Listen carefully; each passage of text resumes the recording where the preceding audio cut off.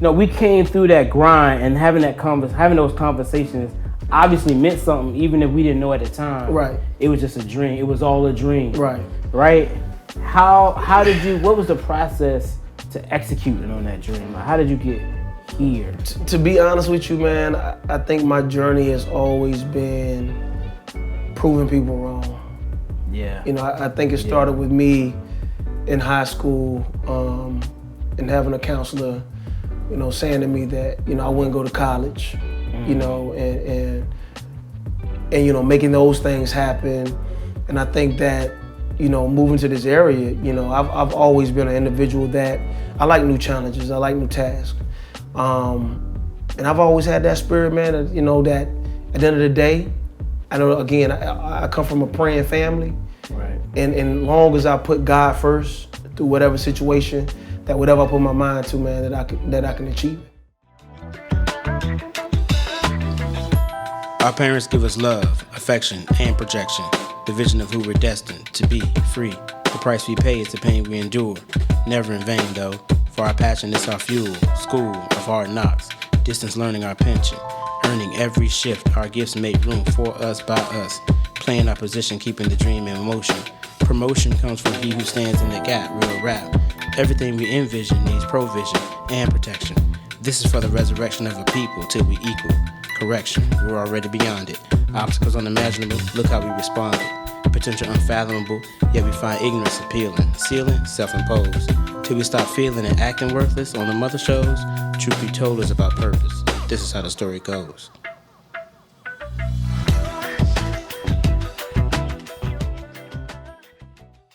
Welcome to the show, Tobe. Thank you. Blessed to be here. Tobe Stephens of ETC, CEO, founder, lead trainer, extraordinaire of all the athletes in the DMV and beyond. Welcome to the show. It's called Truth Be Told, so you know what it is. We're here to tell the truth about how you got where you are right now and how you define success. So this is special because I know a lot of the story. So really, we just here to rehearse all the stuff we used to talk about back in the day. And you had a beautiful home. And how did you get from roommates, 3 grown men in a 2-bedroom apartment? And listen, man, you can't be telling everybody that. to having your own crib and just doing it big for everything you're doing in DC. So just walk it up. Like, how did you even get to Maryland in the first place? You're from North Carolina. Where'd you go to school? I attended HBCU. What it is. All right. Versus everybody. Most definitely the only one and only North Carolina Central University. Okay. Eagle Pride for all the ones who know about that down in North Carolina and worldwide. But I think going there really kind of just, it gave me a reality of you have to work hard. It gave me a reality of that even though, I'm around a lot of African Americans, that the world isn't based of that. Right. When it comes to business and when it comes to politics and when it comes to, success. But what it did give me was it gave me the gift of to endure. Man, if you don't learn anything else at HBCU, you learn how to endure. I mean, because, one thing I always tell people about HBCUs, at that time, it was easy to get in, but hard to get out. It's like a funnel. Like a funnel, you know what I'm saying? So looking back at where we are now, man, it's just a blessing because during those times, it was always a struggle and always trying to figure out, what am I doing, or, what are going to be the goals, or, what am I going to pursue in this world? But I'm going to tell you, man, those years, it really made me the person that I am today when it comes to just, perseverance. Yeah. So how did you, when did you know this is, you wanted to be a trainer? Like, how did you To be honest with you, Thomas, man, it's crazy. When I first got to school, I was going into physical education. Okay. All right. So I went into those curriculums, and then I started to figure out, man, this ain't what I want to do. I don't want to be in a school system. Right. So then it started transitioning to, all right, what is else in the field? Right. Besides being, because at that time, it was if you were in the physical education field, it was be a PE teacher, yeah. and that was it. So it's kind of like, looking back now, it's kind of like I was a beat of my own drum. Right. And I said, you know what? I don't want to be a PE teacher. I want to go into the training industry. And during that time, was there a lot of people? Did you ever see a personal trainer? Like, what made you say there was a training industry? Well, what's so crazy, after having a short stint of playing collegiate basketball, that, Talk about that, yeah. Well, yeah, in high school, it was always the individual who, athletic-wise, was good, but, academics wasn't always focused, but again, had enough wit to overcome and still be able to speak at the senior class graduation. Right. And I always remember a teacher always said that, you have to be careful because, you are a great young man, but at the same time, you're very witty and you can maneuver around things. Mm-hmm. And there was a point in time that I knew that education had to be a cornerstone into what I needed to do. And I really saw that in college. Yeah. And I mean, even with the professors that I had then was, listen, you're not gonna slick talk me.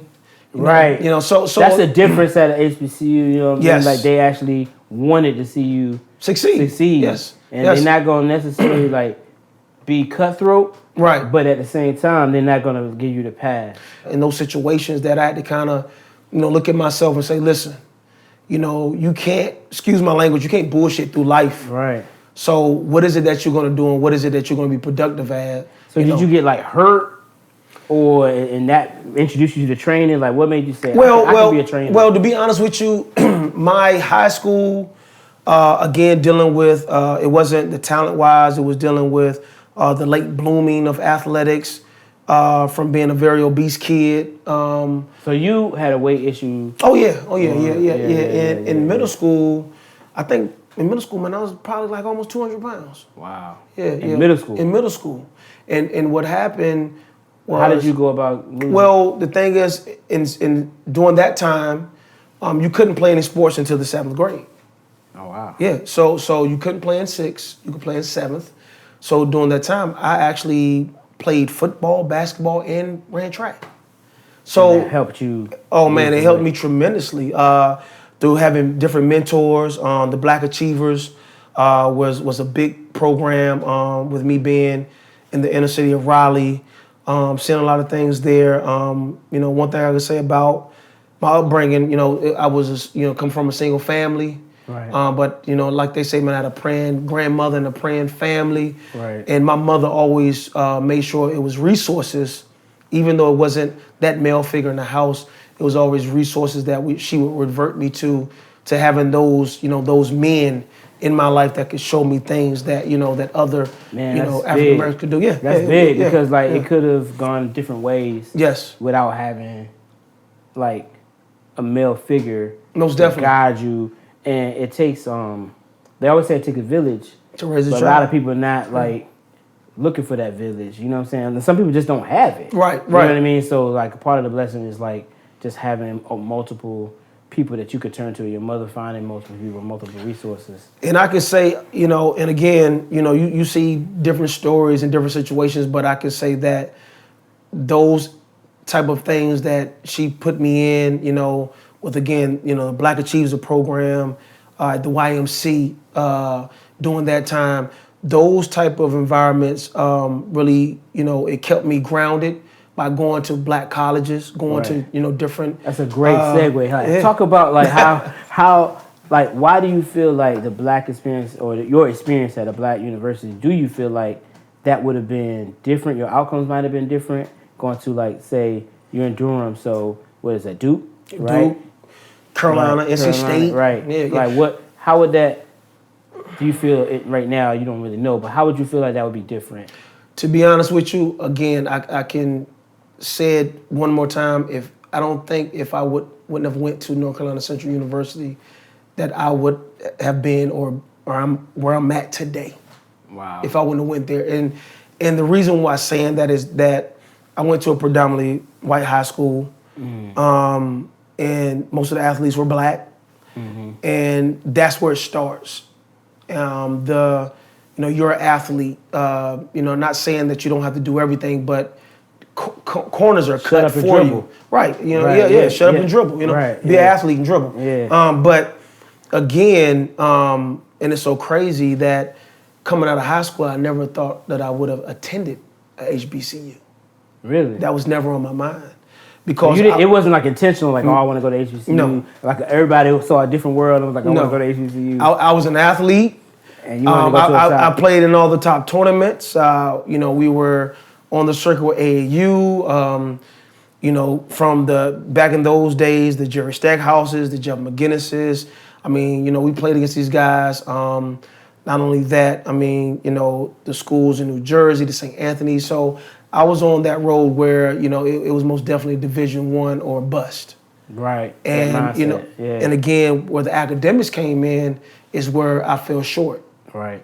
And again, through trying to, what you would say, finagle my way and, through high school, again, I realized that it didn't work. It didn't work. But at the same time, not having any schools looking at you not because of athletic basis, because of academics, it really, set a tone with me. So then you get to North Carolina Central, you start seeing the light, but then you switch from like phys ed to like focusing on training. Right. Which means that you had to get into the sciences. Well, right? Exactly, and which were, I was like, kinesiology, stats. Right. Like I tell people, I think that being a trainer or being on that side of the field, I think people look at it as, oh, that's the easy route. Oh my gosh, no. Like, the classes and the core and the curriculum was intense. You learned it. I always say it was kind of like being a doctor without having a doctorate degree. Exactly. You know what I'm saying? So you had to really buckle down. And again, you're at HBCU, and then I'm 30 minutes from home. Right. So again, the dynamics were trying to stay focused. And at the end of the day, at that point in time, trying to play a sport that I love, but it didn't work out. So the way that I even got into the field was that my sophomore season in college, I said, you know what? This is not going to work. So what is your plan B? And my plan B was I had a individual by the name of, we called him TJ. TJ was the assistant strength and conditioning coach at North Carolina Central University, a white gentleman. We started having dialogue and start having conversations, and it was to the point where I started to find myself in the weight room and talking to TJ about different programs, about this and that to the third, and all of a sudden, TJ became more like a mentor to me. Yeah. Wow. Yeah. So you had the mentorship, and it kind of ushered you into a different space. Like, talk about like some of the other people that people might know that was on campus with you while you was like at NC Central, right? And like how you connected with those people. Oh man, my good friend Warren Vice. Warren Vice is now and who is he? Warren Vice is a renowned fashion designer. For Alicia Keys, Carrie Hilson. So many different celebrities and come out of that. They come out of that. Not only this Central, but the HBCU scene. People don't even realize. Yeah, you know what I mean. But so yeah, you go through this. You on campus with these types of personalities. You are attempting to become one of those personalities. Right. You divert and go down this path, and then you meet someone that I eventually meet. Oh, right. T. Reeves. Who is a celebrity in his own mind. You know what I'm saying? His own right. Yeah. You know what I'm saying? I can never forget that day I was in North Carolina and I was working at gym facilities in Cary, and T. Reeves called me and was like, man, what are you doing? I said, man, I'm at work, bored, man. Like, just trying to grind, trying to figure out what the next step is. And T. Reeves was like, listen, man, I got an opportunity for you. I'm like, all right, well, what's the opportunity? Like, listen, man, if you can get up here on this certain date at this certain time, wow. My job that I'm at has a job, interview process, and man, I think you'll be perfect for the job. And I'm like, well, T. Reeves, you know what I've been doing, you know what I do, what's the job opportunity? He said, listen, man, it's in fitness, it's in corporate, and it's at the U.S. Census Bureau. And I said, okay, man. I said, listen, let me just trying to get my thoughts together because during that time, I was doing sales out of facilities. Again, the gym was at that time from college, and stopped playing, collegiate basketball to just focusing on studies. And again, been working in the gym, industry at this point in time for several years now, since my sophomore year in college. I was like, man, let me just figure out and see if this is what I want to do, or if I want to, come to the, the DC area. And the crazy thing is before I went on that job interview, I had never, ever been to DC. Wow. So DC was never on my mind. I'm a down south boy, so it was always, we going to Atlanta, we going to Florida, but it was never DC, and that phone call, I could say, literally changed my life. So I'm roommates, I meet T. Reeves, we roommates, and he comes to me and say, yo, I got a dude, and he got to get a job, and I got this opportunity. I'm like, whatever. Right. You know what I mean? Like, I don't know. I'm like, well, I don't really know, dude, so it's on you. I'm going out the street. So you said, listen, brother, it's on you. It's on you. You got to pay me regardless. Right. I'm going to get my rent money. And then whatever you work out, but he definitely welcome, right? Right. So we come up and then we do our thing. We have amazing things that went down. We won't get into room 812. 112. For the players 12. But I think that one of the things that I remember most about it was how we always talked about what we wanted to do in life. Yeah. And so many of the things that we talked about over 8-gallon bottle of $6 wine. $6. $6 wine, right, have come to pass. Right. And I found that, first of all, I found that to be a blessing, but I also find it as inspirational. Talk about, like, the journey, because you come up, you get the job, obviously, right? And now we living together, all of us, I don't really know T. Reeves that well.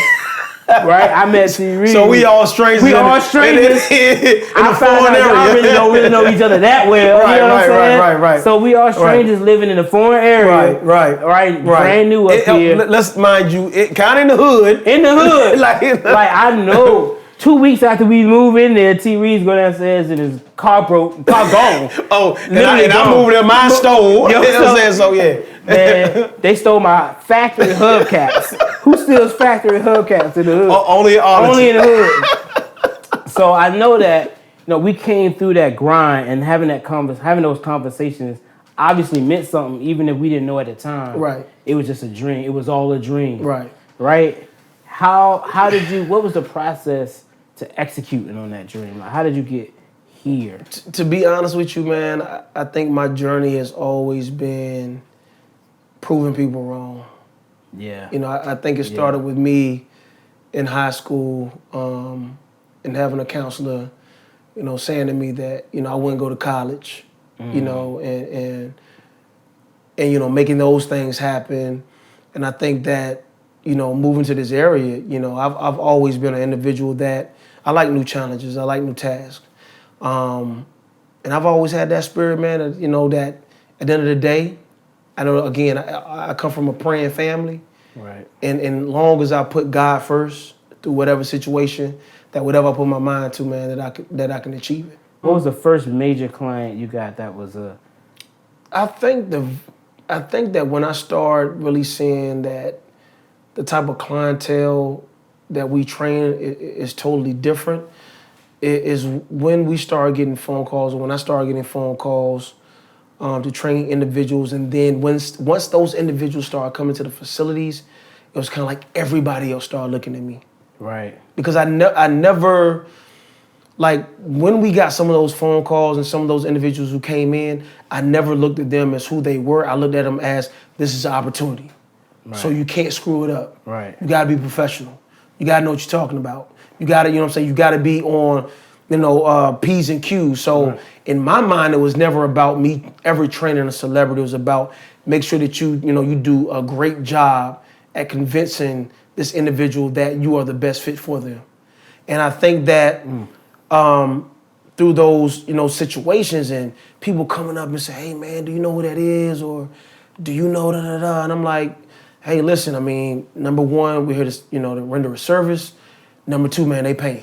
Right. Bottom line. So it was never a situation where, you know, I would think of, oh, let me train this celebrity versus this general client. It was always about attention to details. As long as I paid attention to details, those clients would be long-lived clients and clients that would always come to the company, because at the end of the day, with the training industry, it's all about leisure. And the individual people that train for training services, it's leisure for them. So when you go out and buy a boat, that's leisure. Right. Training is leisure. So it's kind of like extra. Exactly. Right. So I had to understand, I'm in a field where people are paying extra. It's coming out of extra fund. Exactly. So let me ask you this: like, you training professional athletes, and also, let's be clear, you started out in a high school, right? And when you left the bureau, right, and then started just growing from there. Well, from the bureau, I can remember like it was yesterday, man. Me and now my wife, we was headed to New Jersey, and you know, I was like, listen, man, I have to kind of make a transition. This is really the corporate thing isn't really what I want to do. I really want to be self-sufficient. You know what I'm saying? I really want to be an entrepreneur, so I have to make a move. And I can remember, man, that ride to Jersey, man, I probably called every single high school in PG County and asked them to hire me. And on that ride, man, and you know, again, it was like it was yesterday, man. We was going for her father's funeral. Oh wow! So yeah, so wow. It was like, yo, it was like, you know, hey, you know, at the end of the day, man, life is precious. I mean, whatever, you know, your goals are, you really have to go at them, man, and don't wait. So I mean, I called every single high school from the DeMathas, I mean, at that time to the Riverdales. I mean, and you know, just so happened, Eleanor Roosevelt, coach, called me back and said, listen, what we'll do, we'll give you this job, and we'll try you out for a year, and then we'll come back and we'll look and see and evaluate and see how things go from there. So that's how it started, and I started. And are you actually an employee, or is this your business? I was actually an employee. Okay. So I started on Eleanor Roosevelt. It's two of them. It's one in D.C. It's one in Greenbelt. I started one in Greenbelt, and the blessing is during that time I was there, this is when the DMV area was just getting on the scene with athletes. So I mean, it was from Derek Williams, who was the number one football player in the country, right? Was there. Jared Gaithers was there. I mean, it was so many athletes that were I think at that time, Darnell Dotson played on the basketball team that was recruited by Kentucky at that time. So during that time, I was able to assist those young men. You know, with and I think around that time is when the DMV culture started during that time, and it's amazing that during those times when it started, I was there at the start of it. You know, so it happened. So it was like a lot of it was just like timing. Yeah, and really. So then, if you started being an employee there, how did you shift into your owning? Well, I remember that, you know, during that conversation, I told the coach, hey, listen, I want to do this for a year. I want you to, you know, to have my services. I want you to see how this works out. And from there, I want to start my own company. You told him that? Yeah, and I expressed that.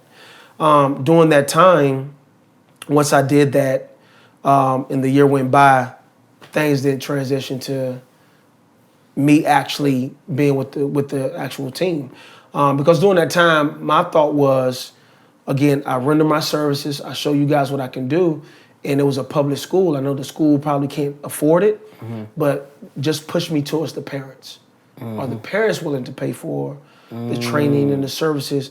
During that time, it just didn't work out. Right. So now it's like, okay, now I got to go back to the drawing board, because now you're looking at, I just rendered my services for a whole year free.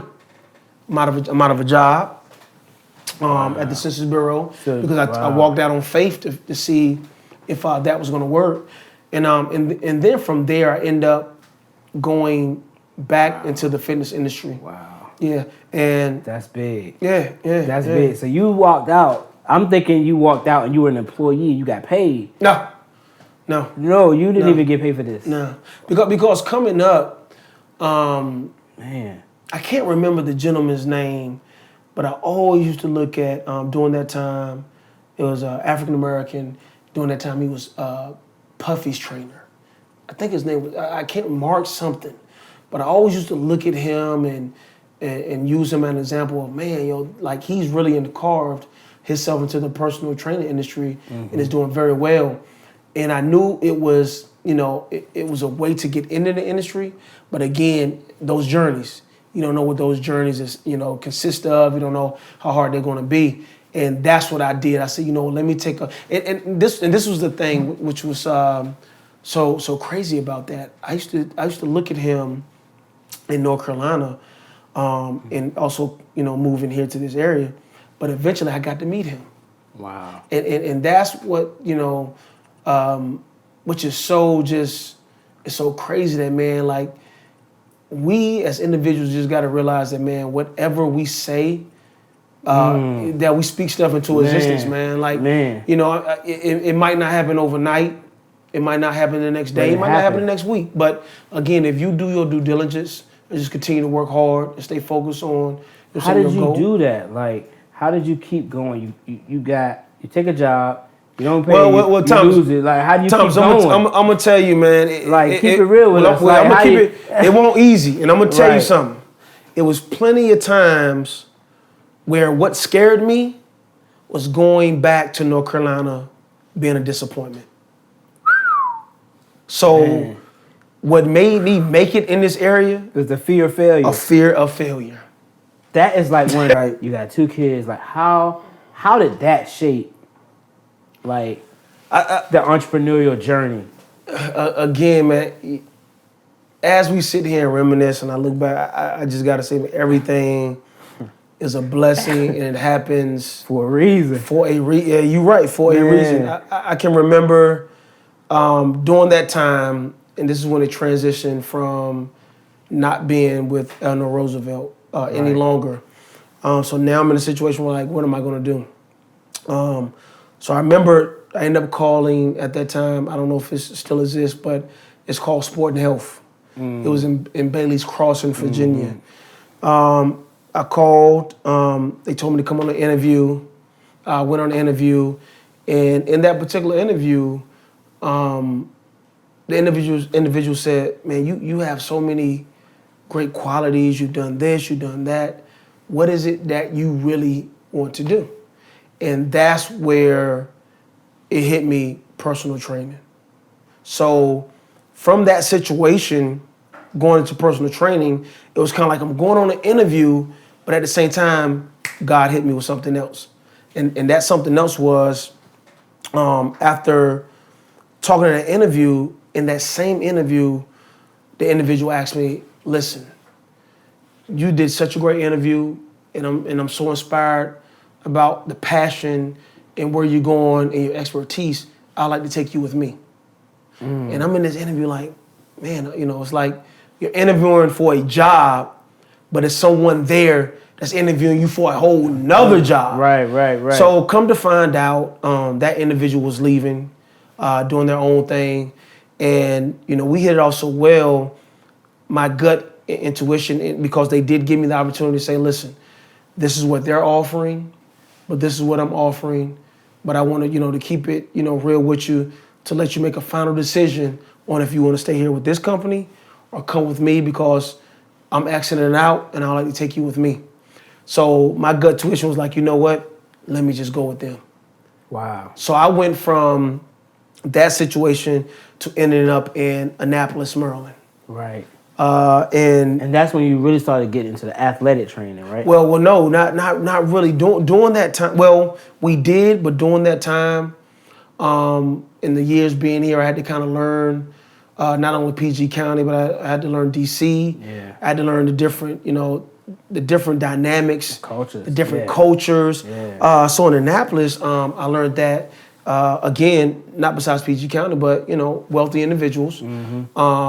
But at the same time, the athletic aspect wasn't as high as it was in Annapolis, that it wasn't PG County, but the money was better. The money was there. Got it. So we were making the money. But again, it had to go deep down inside. Is that what you want to do at this point? Is it that you want to make a lot of money or you want to go with your passion? Gosh. So right now we gotta pause for the cause right now, you know what I'm saying? So like you said two things that really, really resonate, right? Mm-hmm. Like in business, right? We're Right. gonna talk about, the journey and how you became an entrepreneur, because the key of this is, you said one already, faith, right? But now you stepped out on faith and then you end up working for a year for free, which blows my mind. You know what I'm saying? Right? Then you come back and now somebody else offers you an opportunity, and now you have to also have faith, but you have to have the courage to say, I'm gonna take this opportunity. I really came for this, and I don't even know this guy. Right? You know what I mean? Right. He could be selling me a bill. So like, talk about instincts in business and like how the difference between what's on paper and what your instincts is telling you. Like And it's funny that you say that too, what's on paper, because that time of my life was a time that it really taught me about business. Doing the other stuff and working here and working there, it really wasn't what you would say a business concept to it.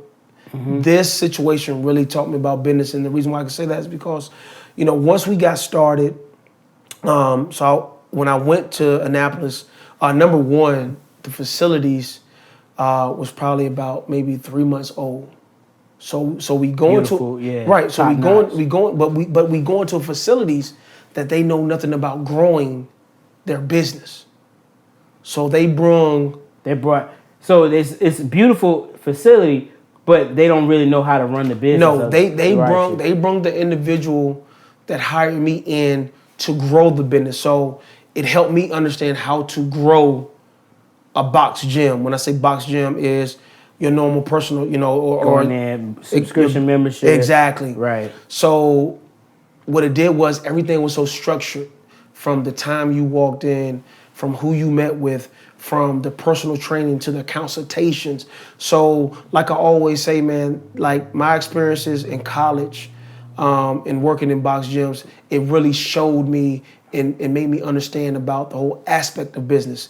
Even though you want to become a personal trainer, you need to know everything about the gym.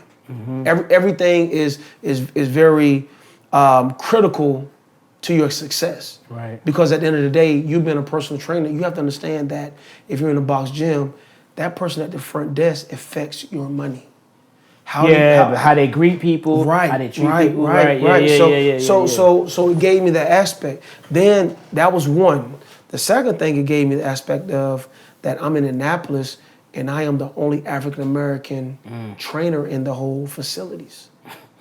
So now we have to deal with that aspect of it. So did you notice the issue, or is it just? It wasn't. To be honest with you, it wasn't such an issue. I became very good friends with a good friend named Harry. Great guy. I mean, Harry taught me at that time coming in. I was probably mid-20s. Harry was probably about maybe in his late 30s, going on 40. Had been all around the world.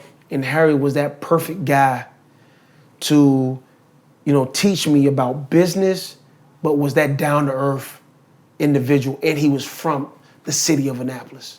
Right. So I was blessed to be in a situation to have good... Another mentor almost. Exactly. Right. Exactly. You went into that environment. Exactly. Right. Just kind of like the guy TJ in North Carolina Central. So as you're going through these different phases, there's somebody there. God always placed that angel, you to help you the game. Yeah. So learning the business from him and learning the business from the individual that brought me there, again, it just gave me a different aspect of learning, not so much the training, but the business and the professionalism. And that's when I learned about stocks. That's when I learned about percentages. Wow. That's when I learned about different boards. Because during that time, what we did was we created a situation where out of that facilities, we created an athletic, we created athletic programs, but at the time we were going to different schools in the area. So we were, at that time, creating our own business. So within a business, we were now creating our own business. Wow. Yeah. Wow. I mean, from scratch, from doing the logo, from, again, soliciting to the different schools in the Annapolis area, doing our mission statement. So it's like, it's funny your name is Enhanced Training Champions, right? But in this process that you're going through, you being trained. Exactly. You going in to be a personal trainer, but you actually being trained. Exactly. On business. Right. While you're training them on their bodies. And in doing that time is what was very significant. And this is where I met my long-term friend, and I call her sister, Beverly Allen, which is my attorney now. And thank God for her. This is where I met her, because during this time, now it became bigger than training. Now it became about business. Right. So now I move out of the training aspect to understanding how to run a business. And what I mean by that is that now, again, I owned a percentage of the company. Wow. But it was other individuals who owned the percentages of that company also. And my job and my goal and my passion was, again, to train professional athletes at that time. So I was going to be the one who pretty Ran much that part of the business. build that part of the business. But when business steps in, when you're young and you really don't know about business, when business steps in is when paperwork start getting flown at you. Yes. Well, what is this? Right. Well, and then that's when reality, when I say reality, that's when it really set in, because during that time, I know I was part of the business, but then I understood, if I have 5% or 10%, and these individuals have 5 and they have 5, and then this individual has a majority of that percentage, I can get voted off this board. Yeah. I can help them build. And then get voted off the island. And that's when it really set in. And that's when I started learning, things about Ownership percentages. And voting rights. And voting rights. And not only that, I'm talking about wills, where will paperwork was thrown at me, and in that verbiage, in this will, if I was to pass, my wife or my kids would not get. Yeah, so now, there's no survivorship. Exactly. Oh wow. Exactly. So that was the point where, as they say, I had to put my big boy pants on and understand about business. Right. And that was, again. It's funny how it's the pain points. Yeah. That make you really grow the most. Yeah. Right. Like, so we got into this point. Now you're getting closer and closer to your own thing, right? Help me understand, like, why, if you're training athletes, and we haven't got to you actually doing the training athletes, but like, why does individuals, what's the difference between like an athlete, let's say at a professional level, athlete at a collegiate level, athlete at a high school level, and then an individual like corporate person, Joe Blow, me, right? Like, how do you train them differently, and why do people pay for personal training? Why should I pay for that? Well, the question, or the answer to your question about why do people pay for personal training, would be, the one word I can use is accountability. Right. And accountability is everything, man. I mean, if facts, right, and not just with personal training, it's life. Life, yeah. I mean, so it pretty much puts you in a situation where, if I'm not accountable, then I can't complain not about seeing these results. So what are some of the, like, because you're right, it's life. You need accountability and every accountability partner. So literally, people are paying you, I guess on some level, also for your expertise, right? Right. And your knowledge. But like, is that really the issue? At the end of the day, they're just paying you to hold them accountable to be somewhere at a certain time? Well, it's a twofold question to that. Right. Most of the time with trainers, and I always have a going joke about it, is that a personal trainer is just not a personal trainer. He or she is a psychiatrist. Like a barber. You know what I'm saying? Yeah. I mean, it's so much other stuff that comes where individuals can kind of release, let go, explain situations, express things. So it's like we become part of the family. That's number one. Right. And the second thing is, the biggest thing is, we in America, we can pay everybody to do everything or anything we want them to do. But you can't train or pay somebody to train your body. Meaning that I can't jump in your body and work out for you. Right, yeah. So that's the biggest accountability with individuals, is that, again, we're in a society that you can pay anybody to do anything you want them to do, but you can't pay somebody to jump inside your body and make you do what it needs. and make you do what you need to do. Right. And where that accountability holds in is that, you're a successful individual. Yeah, are you a successful, unhealthy individual? What's the need to go out here and make money and be successful when you're not healthy? Are you going to be able to make that money and be successful if you're not healthy? At the end of the day, like we always say in athletics, look good, feel good, play good. Right. All those things when it comes to training is triggers in your mindset to have you believe that you can do anything that you want to do. Because at the end of the day, when you feel good about yourself, you feel good about anything that you're doing out there. So like but then you have the athletes. Let's say you train some of the best, right? Mm-hmm. Right. You train champions, Right. Right? So Quinn Cook, Navarro Bowman, Rodney McLeod, like these are people who they have account. They're going to do that. They're getting paid to be in shape. Right. Why do they need?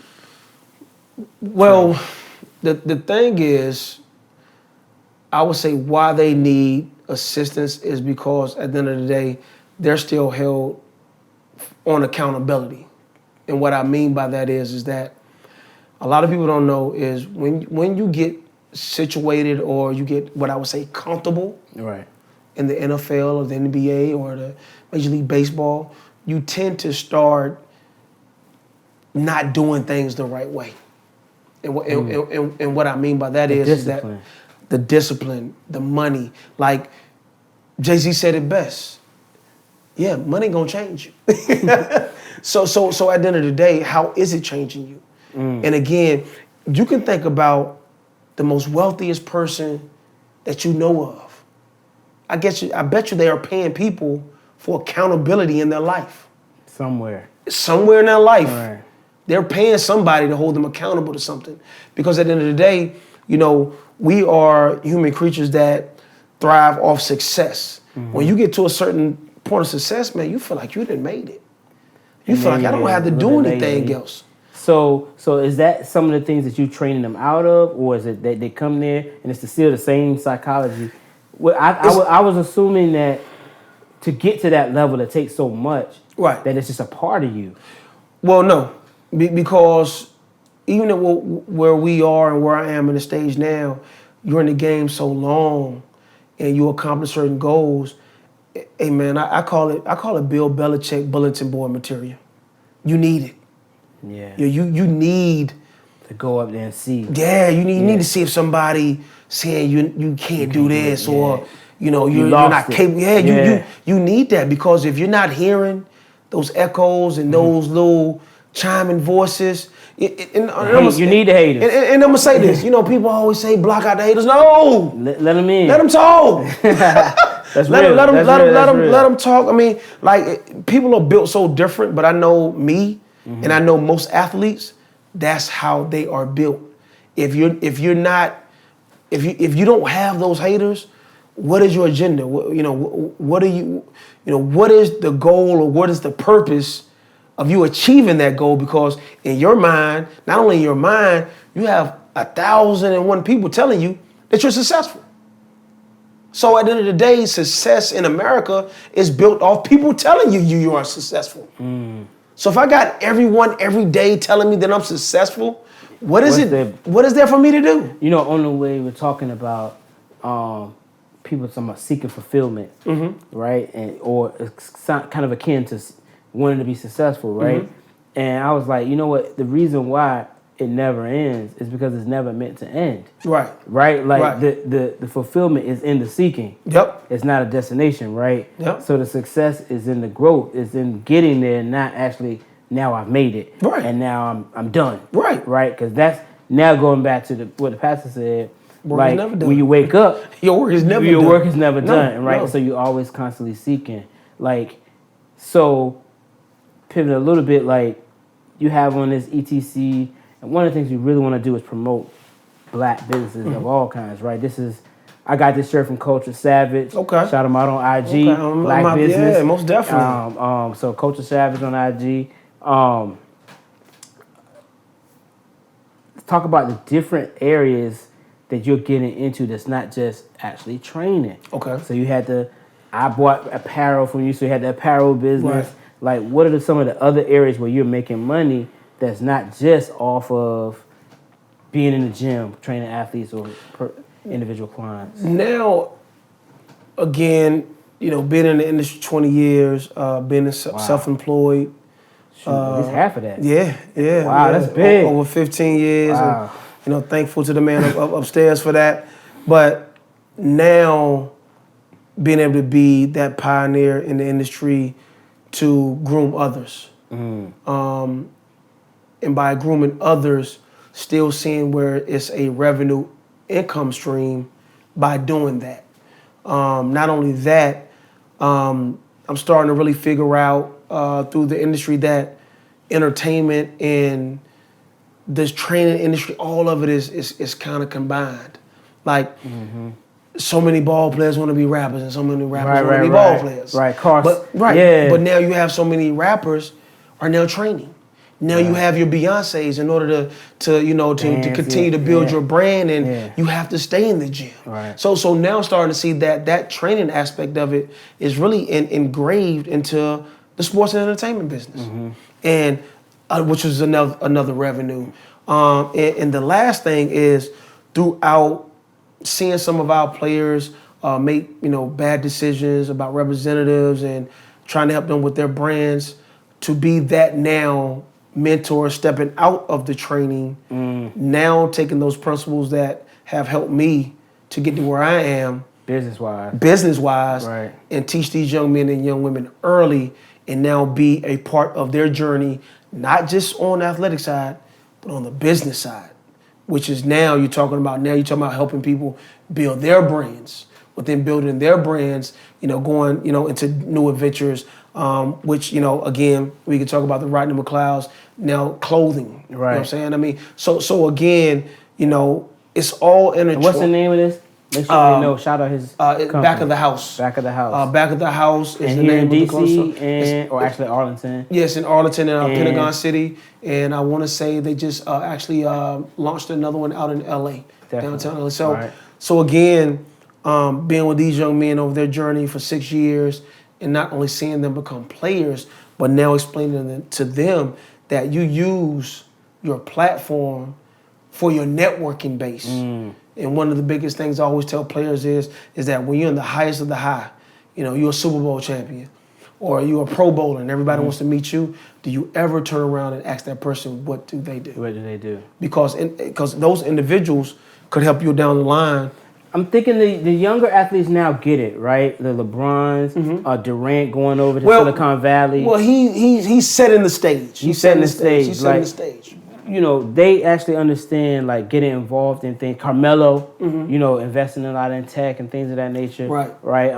Nas has definitely been doing his thing. Right. So there's a lot of people doing their thing. Like, another question, like, is in this business, what separates, would you say, ETC from, like, there's personal trainers at every gym. Right. What's the difference? Why can't Quinn Cook go or whoever go to another gym? Like, what separates what you do from other people? I know you don't want to give away your secret sauce, but like. No. I think that it is the sauce is very bland. Wow. And what I say by very bland, I mean by just be yourself. I mean, I think that when we get out of the motion of making money and putting money as you being successful is where you really start to understand your purpose and you know what I'm saying, your worth in life. And what I mean by that is that, if I can give to a young man or young woman to help them become successful, then that's my success. So to me, that's the main. So their success sort of precedes your success. Exactly. And the ingredient is to take your normal day-to-day 15, 20 years, 25 years experience and embed that into that young man or that young woman. I think that people have to understand that's what we're on this earth to do. I think that it helps bridge the gap, especially for African Americans. I think that a lot of us become successful and we not so much forget where we come from, but we forget the other people that's still there. It's hard to, and a lot of us don't believe in lifting while we climb, right? Right. But what's interesting is now, so you had TJ, and then you went on years later, you had Harry, right? Right. But now you are TJ and Harry for these young men. Right. But only because you were sort of committed to your passion and not just the money. Right. Because it could have stopped at Harry and growing that business or being in that Annapolis or whatever. Right. But because you said, "Oh, I'm committed. This is my passion. Right. This is what." But I again, really now wanna do. money is still important. Of course. You know what I'm saying? Because you gotta eat. Man, and not only about eating, what money does is open up doors For sure. for internships. Right. It opened up doors for continual learning. Right. You know, it opened up doors for changing somebody else's life. Wow. And that's what people have to understand is that what that money does and what that money does for successful individuals giving back is it always opens a door for someone, you know what I'm saying, else to actually, you know what I'm saying, blaze that path, you know what I'm saying, to continue the work that you've already done, and not only continue the work, to take the work to a whole nother level, and not only take it to a whole nother level, to get more of us involved in whatever it is. Whatever. Yeah. And there's other things that you may not be a trainer, but there's other things you can do. So who do you see, and straight up, like who do you see, who you aspire to be, and who do you see is in the business and the training world, particularly around athletic training, and who would you see as your main competition right now? To be honest with you, to see as my main competition would be me. And the reason why I say that is because I've always been the individual that I'm not jealous of anyone else. I always wonder how they did it. Yeah. You know what I'm saying? Yeah. But I always see the dynamics of how they did it, or meaning where if I feel like we're on the same level, well, why they're not treating me like that, but they're treating that person like that. So again, I think stigma is my competition. How so? Talk about that. Because right now, I think with the stigma that we have with African Americans and believing in one another in business, I think if we don't break that, we're in trouble. Yeah, I don't think that it's any other race that's our competition, because if we were to break that, we would beat our competition. Yeah, for sure. So I that's think good. That's good. So I think stigma. That's a word. And you not trusting me, but you trust that individuals, and we do the same thing. Right. I think I just seen a quote. I think I just seen a quote on Instagram the other day, and it said, "You were going to pay them to do it, and your friend does the same thing." Same thing.